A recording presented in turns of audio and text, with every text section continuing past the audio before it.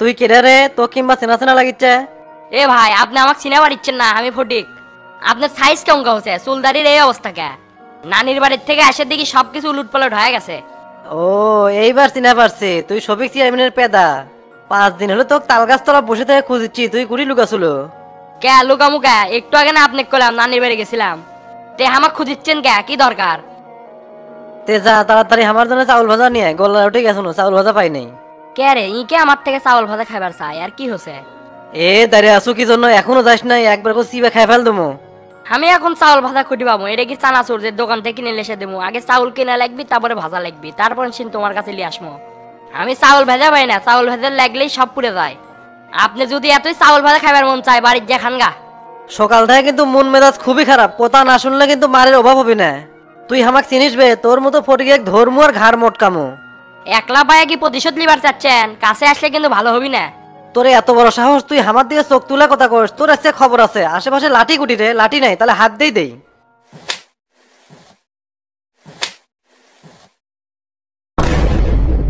কামটা কিন্তু একবারে ঠিক করলেন না, এর প্রতিশোধ আমি ফটিক লিমুই। দেখছু ডনের কি পাওয়ার? তুই কতদিন প্রতিশোধ নেবো সেই আশায় বসে থাক। এখন সামনেতে সর, না হলে কিন্তু তুলে আছাড় মারনো। তে যান, অন্যায় ভাবে মারলেন মনে দেন থাকে। এ অন্যায় ভাবে কি রে? চাউল ভাজা আনবে কছি আনিস না, এই জন্যই মারছে। আমি তো ভাবছিলাম বস্তার মধ্যে তুলে পিটছিলাম দেখে হামাক মারলো, ঘটনা তো অন্য।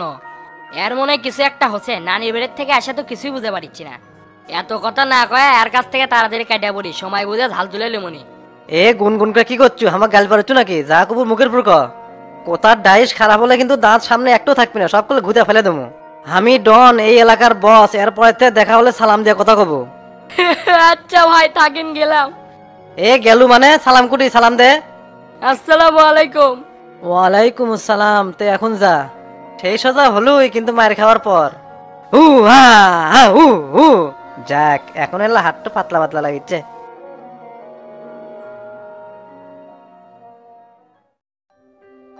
ভাই আসসালামু আলাইকুম, কেমন আছেন? ওয়ালাইকুম আসসালাম, কি খবর হাবিব সাহেব? ভাই বগুড়ার শাহজাহানপুর আসনে উপনির্বাচন হচ্ছে, সেটা তো জানেনই। ওই আসনটা আমাদের একটু নজরে রাখতে হবে, ওইখানে গোয়েন্দা সংস্থা কাজ করতেছে। ভাই যে জন্য আসলাম, আমার পরিচিত এক ছোট ভাই ক্যান্ডিডেট আছে, বিষয়টা একটু দেখেন। হ্যাঁ তা শুনলামই, তা কোবা শামসু নাকি ওই আসনের ক্যান্ডিডেট? সমস্যা তো ওই জায়গাতেই ভাই, কোপা শামসু থাকলে আমাকে জেতা তো কঠিন হয়ে যাবে। ভোটের আগে কি কোনো ব্যবস্থা করা যায় না? শামসুক যদি সরে হয়ে গেল নি, তাহলে আমাকে রাস্তাটা তেলতেলা হয়ে গেল নি। সাভারে তো ওই সময় অনেক হট্টগোল করছে, ওগুলো পুরাতন মামলা চালু করলে না ভালো হয়। আপনি কি কভার চাচ্ছেন সেটা সরাসরি কন। আপাতত ভোট পর্যন্ত পুরাতন ফাইল ওপেন করে শামসুক ফাঁসালে ভালো হলো নি। এত করে আমাদের এমপি চেয়ারটা নিশ্চিত হয়ে গেল নি, কারণ আমাদের মূল ডিস্টার্বই হলো শামসু। যদি ভাই কাজটা করেন তাহলে আপনার বিষয়টা আমরা দেখবো, একবারে ফ্রিতে করবো না। আপনি যেভাবে করছেন বিষয়টা অত সহজ নয়, কিন্তু আমরা পুরান ফাইল খুঁজেছি। আর কোনো টাকা পয়সা দেয়া লাগবে না, এমনিতেই উপর থেকে অনেক চাপ আছে, তার মধ্যে নিয়ম মাফিক আমরা কাজ করেছি। যাক, এটা যদি টাকা না দেওয়া লাগে তাহলে তো ভালোই হলো, এই ধান্দা করে তো তার থেকে আবার টাকা মারা লাগবে। ভাই বিষয়টা না জোর দিয়ে দেখেন, আমি জানি এমপির পদ হারাছি, আমি চাই না যে আমার ক্যান্ডিডেটও হারাক। ওই শামসুর ষড়যন্ত্রে আমার এমপির পদ গেছে, আমি বেঁচে থাকতে শামসুকে এমপি হবে দেবো না। কত ধানে কত চাল, শামসু এবার বুঝতে পারবি। ভাই দয়া করে একটু না আমাকে সহযোগিতা করবেন। আচ্ছা বিষয়টা আমি দেখবনি, আপনি খালি উপর মহলে ঠিক রাখেন। মোটামুটি সবার সাথে আমার কথা হচ্ছে, তারা অলরেডি ঠিকই আছে। তো ঠিক আছে ভাই, আজ তাহলে উঠি, আপনার সাথে আমার ফোনে অবশ্যই কথা হবে। ঠিক আছে তাহলে যান এখন।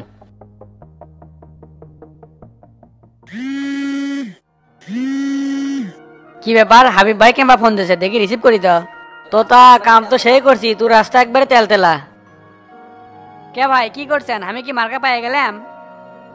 মার্কা তো তুই পাবি বে, আর ভোটের মধ্যে যে সামসু কট করবো সেটারও চাল খেলা সিডিবির সাথে কথা কয়ে। ভাই আপনার এই ঋণ কোনোদিনই শোধ করে পারবো না, নিজের মায়ের পেটের ভাইও এরকম উপকার করে না। আরে তুই ওই চোখে দেখিচ্ছ কি? আমি মনে প্রাণে চাই যে এমপির চেয়ারে তুই বস, কিন্তু সামান্য না সমস্যা আছে। ভোটের মধ্যে যদি সামসু কট করবে চাস তাহলে কিন্তু টাকা পয়সা খরচ হবে, খরচ করে পারবো না। আপনি যা করবেন তাই করবো, তা আনুমানিক কত টাকা লাগবে বাড়ে? 10-এর নিচে কি আর হাতে দেওয়া দেবে? এগুলো বড় কাম না। এত টাকা ভাই, খেলার উপরে এত টাকা কেন করে ম্যানেজ করবো? ঠিক আছে ভাই, দক্ষিণ পাড়া শহরের মধ্যে একটা জমি আছে, ওটাও তাহলে বেঁচে দিই। ঠিক আছে তুই তাহলে তাই কর, আর এদিকে আমি কথাবার্তা সেরেলে দিয়ে রাখলাম তাহলে। যাক, 10 লাখ টাকা হাতে আসার একটা ধান্দা বাইর আছে। দিনের পর দিন ঢাকাত বসে থাকবো, টাকা যদি কামাই না হয় তাহলে তো কাম হবিল নাই। স্বার্থ ছাড়া এ হাবিবার এক পাও লড়বি না। জীবনে ফাও ফাও বহুত মানুষের উপকার করছি, উপকারের মধ্যে আর নাই। যাক, এই কয়েকদিনে 60 লাখ টাকা কামাই হলো, 5 লাখ খরচ, 55 লাখ তাও থাকবি নি। তে তুমি দাঁড়িয়ে আছো কে? লেও গাড়ি টান দেও। আচ্ছা স্যার দিচ্ছি। এটা কোনো কথা? কয়েকদিন আগে দিলাম 50 লাখ, এখন আবার চাচ্ছে 10 লাখ। জমি বেচতে বেচতে তো আমি ফকির হয়ে গেলাম। এমপি যদি হবার না পারি রে, তাহলে তো আমার পথে বসা লাগবে। এই হাবিব ভাইও খুব অসদা, একের পর এক টাকা খসানের লাইন বাই করে।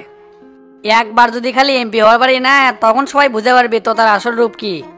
এখন খালি দাঁতের উপর দাঁত দেওয়া সব সহ্য করে যাচ্ছি। ইমুকে মন মেজাজ খুব খারাপ হচ্ছে। কালকে আসছে ঢাকার থেকে, ডন যে কুটি গেছে সারা তো খোঁজই পাচ্ছি না। শোলদুগরি গ্রামের আনাচে কানাচে সব জায়গায় খুঁজছি, কোনোটি পাইনি। তবে আমার মনে হয় ওই বড়োর তলা আছে, মাঝে মাঝে ওটি যা ডলাডলি খায়।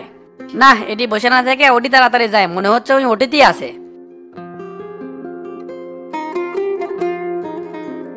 আইনাল ভাই কিনকে আসো? তে খবর কি তোর? এতদিন পর নানির বাড়ি থেকে এলো?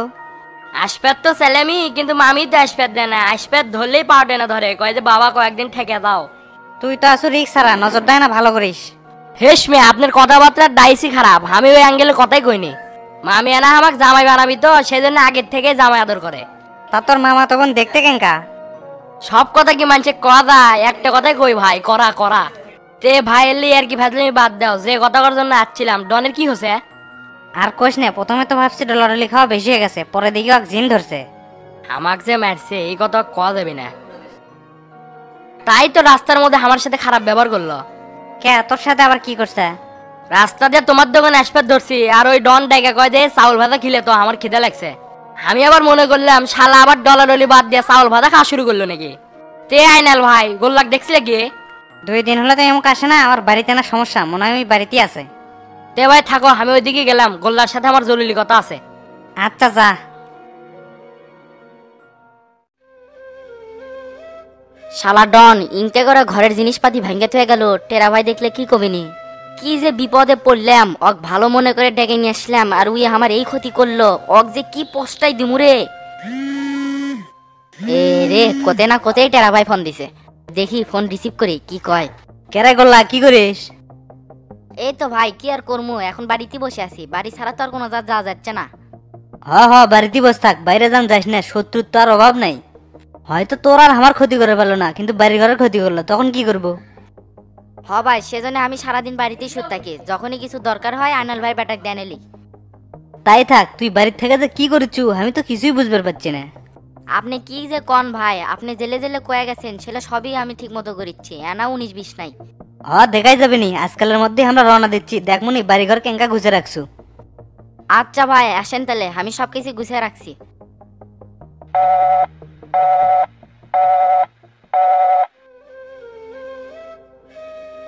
ওরে আল্লাহ, আমাকে না বাঁচাও, টেরা ভাই যে কি দে বুঝ দিমু। এ বুদ্ধি একটা পাচ্ছি, এই আইডিয়া এখনই কাজে লাগান লাগবি। সব দোষ ডনের ঘাড়ে উপর ফেলে দিমু, কমু যে দরজা খোলা আসছিল, ডন হামাক না পায় সবকিছু ভেঙেলে দিছে। এটা কোলে টেরা ভাই তো যাবিনি খেতে, আর হামাক পোজ মারার একটা সুযোগ করে দিবিনি। যাই ঘর দেয় না গোস করে আয়নালের দোকান থেকে একটু সিগারেট খেয়ে আসি। আজকে এত গরম লাগছে কিসে? কিছুই ভালো লাগছে না, মনে হয় জামা কাপড় সব টান দিয়ে ছিঁড়ে ফেললি। কেন আমি এটা কুটি আসলাম, এল্লা বাতাস নাই, জায়গাও চিনে পারছি না। বুকের মধ্যে ব্যথা করেছে, কি হলো রে? আমার কেমন ধরছে রে? হ্যাঁ ওই এরকম লাইকে রে, হাই রে মরে গেল আমি রে। ভাল লাগছে, এ কুতকুত জায়গা রে। হাউ কে রে হারাম দাদা, তুই এটি বসতে ডলারলি খাচ্ছু, আর তোকে আমি সারা মূল্য খুঁজে বেড়াই। বুদ্ধি শুদ্ধি না থাকলে যা হয়। কে রে, কালকে আছি আমি ঢাকার থেকে, এখন পর্যন্ত তোর সাথে কোনো দেখা নাই। কে রে মাদারে, তুই কেডা? আমাক খুঁজিস কে? কে রে, আমি কেটা মানে এই শালা বাড়িলে কি কয়? এ ডন, তোর কোল যায় কিন্তু টানতে সিরিয়াল দেবো আমার সাথে বেদবি করলে। তুই কি চোখে দেখে পারছ না তোর বাপ সামনে দাঁড়িয়ে আছে? এ মানব সন্তান, ভদ্র ভাষায় কথা বল। আমার চাউল ভাজা কোটে নিয়ে আয়। মাথা মতো কিন্তু এমনি গরম, কথার সাথে কাজে মিল না হলে কিন্তু তাক সহ্য হচ্ছে না। ওরে শালা, কেবলকে বুঝলাম ডরলি মনে হয় শালা আজকে বেশি খাসে। এ ডন, এ কথাবার্তা ঠিকঠাক করে কর, আমি তোর ভাই তোতা করছি। এই আমার কোনো ভাই নাই, একটা ভাই আছিল, তাল গাছ থেকে পড়ে মরে গেছে। এই তুই এখন সামনে থেকে যা, আমি নামাজ পড়মু, না হলে কিন্তু তোকে ভিনিশ করে দিনু। ব্যাপারটা কি? ই আবার নামাজ পড়া ধরলো কবে থেকে? বিষয়টা তো স্বাভাবিক মনে হচ্ছে না। মনে হয় কিছু একটা হচ্ছে, কিছুই তো বুঝে পারছি না। এ কি হলো তোর? কথা শুনছ না কে? আমি উঠমু নাকি? উঠমু? মনে হচ্ছে এর উপরে জিনের আসর করছে, কথাবার্তার সিস্টেম দেখে তো এরকমই মনে হচ্ছে। এ চুপচাপড়ি দাঁড়িয়ে আছো কে? যা যা চাউল ভাজা আন, আমার কিন্তু ক্ষুধা লাগছে। না, এক ইঙ্গে করে হবে না, একাই কৌশলে বাড়িতে নিয়ে যায়, তারপরে একটা ব্যবস্থা করবোই নি। চাউল ভাজা তো এটি নাই, বাড়িতে আছে, তুই আমার সাথে বাড়িতে চলে। এক গাবলা চাউল ভাজা তুই যাচ্ছি, যত মন চাই তত খাসিনি। এ সত্যি করছো তো? কোথা কামে মিল না হলে কিন্তু ভ্যানিশ করে দেবো। হ্যাঁ হ্যাঁ, সত্যি করছি, অনেকগুলো চাউল ভাজা আছে। তে চলে, আজকে তোর বাড়িতেই যাবো।